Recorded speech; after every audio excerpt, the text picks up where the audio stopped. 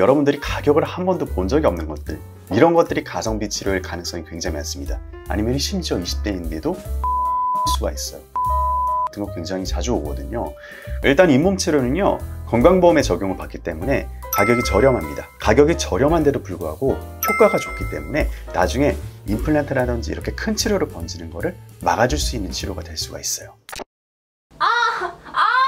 소피도 왜 그래요? 원장님, 저 이빨이 너무 아파요. 치과 가보셨어요? 아니요. 치과를 안 갔다고요? 네. 아니, 우리 유튜브 촬영한다고 치과 맨날 오면서 치과를 안 가시면 어떡해요? 아니, 치과 가면 돈 많이 깨질까 봐 무섭단 말이에요. 치과에도 가성비 치료라는 게 있으니까 꼭 한번 가가지고 진단 받아보시는 게 좋습니다. 가성비 치료? 쉽게 말하면은 여러분들한테 가성비를 느낄 수 있는 치료는 이제 뭐 인스타그램이나 페이스북이나 이런 데 광고 엄청 많이 뜨지 않습니까?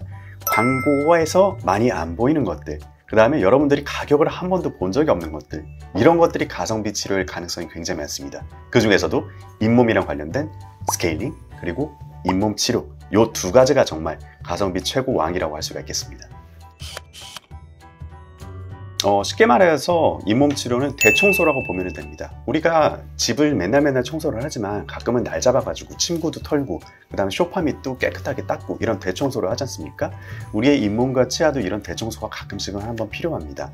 치석이라는 거는 쉽게 말을 하면은 우리 침에서 나오는 무기질, 박테리아, 음식물, 이런 찌꺼기들이 이제 딱딱하게 굳어가지고 노란색으로 여러분들이 가끔씩 보이는 이런 것들이 치석이라고 하는데, 이거를 이제 눈에 보이는 것만 제거를 하는 거는 스케일링이라고 합니다. 그림을 통해서 볼게요. 이제 왼쪽 편에는 건강한 치아고 오른쪽 편에는 건강치 못한 치아가 있습니다. 여기 같은 경우에는 잇몸에도 이렇게 구멍이 있는데요. 여기를 한 이만큼 1~2mm 정도가 들어갑니다. 건강한 상태에서는. 그러면 이쪽에 치석이 잘 쌓일 수가 없겠죠. 하지만 조금씩 이제 우리가 나이가 들거나 아니면 치주 관리가 안 되게 되면은 이곳들이 이렇게 깊어지게 됩니다. 그러면은 깊어진 만큼 더 구석으로 쌓일 수밖에 없어요. 여러분들이 소파나 아니면 장롱이나 이런 데 보면은 구석으로 가면 갈수록 완벽하게 먼지를 제거하고 청소를 한다는 게 불가능해지지 않습니까? 마찬가지입니다. 스케일링을 통해서나 아니면 맨날 하는 양치질을 통해서는 이것들을 완벽하게 제거를 하는 게 불가능합니다. 그래서 가끔씩은 마취도 하고 아니면 마취를 안 할 정도의 정도라면 마취 없이 잇몸 치료를 진행을 하는 것, 이게 대청소인 잇몸 치료의 개념이라고 보시면 될 것 같습니다. 잇몸 치료는 쉽게 말을 하면은 아까 전에 대청소라고 말씀을 드렸습니다. 조금 더 깊이 들어간다는 건데, 깊이 들어가서 청소를 하는 부분이 크게 두 가지가 있을 수가 있어요. 치아의 표면이 될 수도 있고요, 다른 부분은 부어있고 염증 조직이 생겨버린 잇몸에 대한 치료가 될 수도 있습니다. 그림을 보도록 할게요. 자, 여기를 보게 되면은 아까 전처럼 여기 왼쪽에는 건강한 상태고 오른쪽에는 지금 좋지 않은 치주염이 진행이 된 상태라고 보시면 됩니다.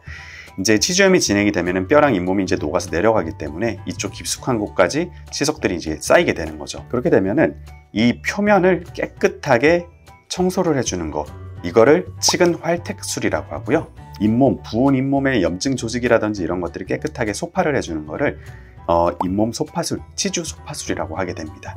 그래서 우리가 나이가 들에 따라 아니면 치주염이 진행이 됨에 따라 가지고 이 정도가 심해지기 때문에 잇몸 치료는 꼭 중간중간에 필요한 경우에는 받아주시는 게 좋습니다. 자, 이번에는 제가 가져온 모델을 가져와 가지고 설명을 드릴게요. 정말 가끔씩 치과 가다 보면은 이렇게 생긴 뾰족한 기구 보신 적 있을 거예요. 이거를 큐렛이라고 하는데요, 잇몸 치료를 할 때 쓰는 도구입니다. 그래서 스케일링을 할 때는 보통 이런 기구를 쓰지 않아요. 초음파 이제 스케일러, 초음파 기구를 사용을 하게 되는데, 잇몸 치료는 이 안쪽까지 이게 깊숙이 들어있고 굉장히 딱딱하기 때문에 이 기구를 넣어가지고 이렇게 이런 식으로 긁는 행위를 통해 가지고 이제 잇몸에 붙어있는 딱딱한 치석을 제거를 하고 동시에 잇몸 쪽에 있는 염증 조직을 한꺼번에 제거를 하는 그런 행위들을 이런 식으로 진행을 하게 됩니다. 원장님, 근데 잇몸 치료가 왜 가성비 치료예요? 일단 잇몸 치료는요, 건강보험에 적용을 받기 때문에 가격이 저렴합니다. 그렇기 때문에 가성비 치료라고 할 수가 있고요. 그리고 두 번째로 무엇보다 가격이 저렴한데도 불구하고 효과가 좋기 때문에 나중에 임플란트라든지 이렇게 큰 치료로 번지는 거를 막아줄 수 있는 치료가 될 수가 있어요. 근데 저는 아직 20대라 이렇게 잇몸이 막 안 좋다는 느낌을 받아본 적이 없거든요. 근데 이 잇몸 치료는 누구나 다 필요한 건가요? 보통 20대에서 잇몸 치료까지 하시는 분들은 사실 많지는 않습니다. 하지만 결국에는 잇몸 치료라는 거는 그게 필요한 사람들은 어쨌든 해야 되는 거거든요. 잇몸이 많이 부어 있거나 아니면 치은염 상태가 많이 진행이 됐거나 아니면 심지어 20대인데도 치주염이 있을 수가 있어요. 급성 치주염 같은 거 굉장히 자주 오거든요. 그런 분들은 당연히 스케일링만으로는 잇몸 관리를 하기가 부족하기 때문에 잇몸 치료를 꼭 받아주시는 게 좋습니다. 본인이 양치할 때 잇몸에서 피가 조금 흐르는 게 아니고 굉장히 뭔가 자주 난다. 제 치약을 탁 뱉었더니 치약이 하얀색이 아니고 벌건색이다. 아니면은 내가 보기에도 잇몸이 좀 오동통하게 부어있는 것 같다. 아니면은 잇몸이 계속해서 간질간질하고 약간 옥신옥신한 느낌이 지속적으로 든다. 이런 증상들이 있으면 보통 잇몸 치료를 한번 받아야 되는지 체크를 받아보시는 게 좋습니다. 사진으로 보면은 어떤 잇몸이 건강한 잇몸인지, 어떤 잇몸이 부어있는 상태가 좋지 않은 잇몸인지를 확연하게 구분하실 수가 있는데요. 그림을 보도록 할게요. 자, 딱 봐도 위랑 아래랑 굉장히 차이가 좀 심하죠. 위는 이제 잇몸 치료를 하기 전, 아래는 잇몸 치료를 하고 나서의 모습인데요. 일단 첫 번째, 색깔. 여기를 보게 되면은요, 잇몸 치료를 하기 전에는 발적이라고 해가지고 잇몸이 이제 빨긋빨긋하게 부어있는 현상이 많이 있습니다. 이렇게 보시면 이쪽에 이제 빨간색으로 됐고 여기는 피도 조금 나는 상황이죠. 이렇게 되면은 우리가 건강한 상태에서는 이런 식으로 핑크빛깔 색깔, 산호빛깔 색깔이 돼야 되는데 딱 봐도 이렇게 굉장히 붉긋붉긋한 거를 보실 수가 있어요. 그리고 나서 여기를 보게 되면은 잇몸이 이렇게 딱 깔끔하게 라인이 떨어지는데 여기 보면은 뭔가 이렇게 뭉글뭉글하게 오동통한 느낌이 많이 드는 곳이 보이실 거예요. 부어 있다는 소리죠.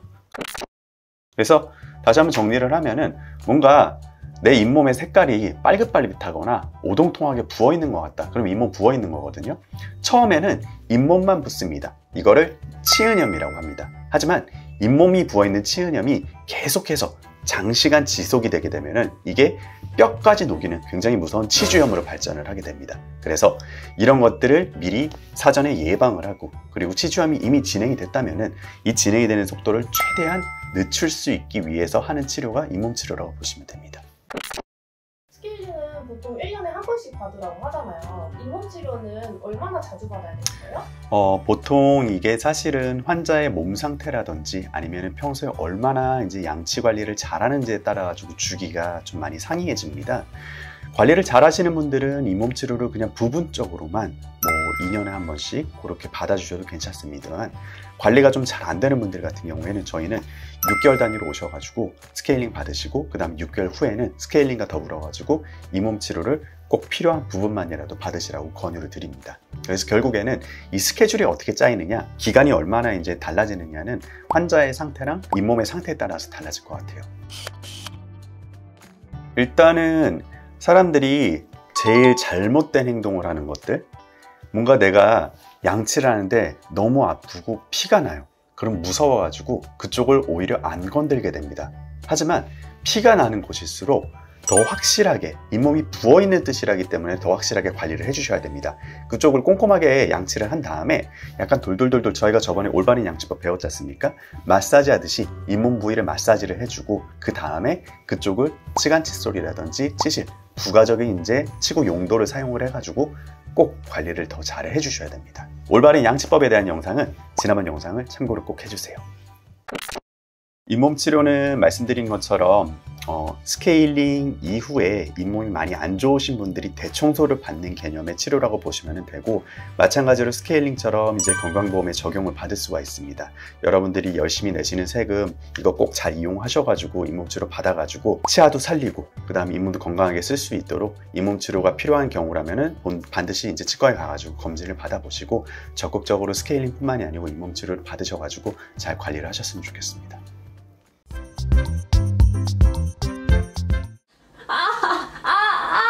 소피도 왜 그래요? 원장님, 저 요새 이거 너무 아파요. 뭐였지?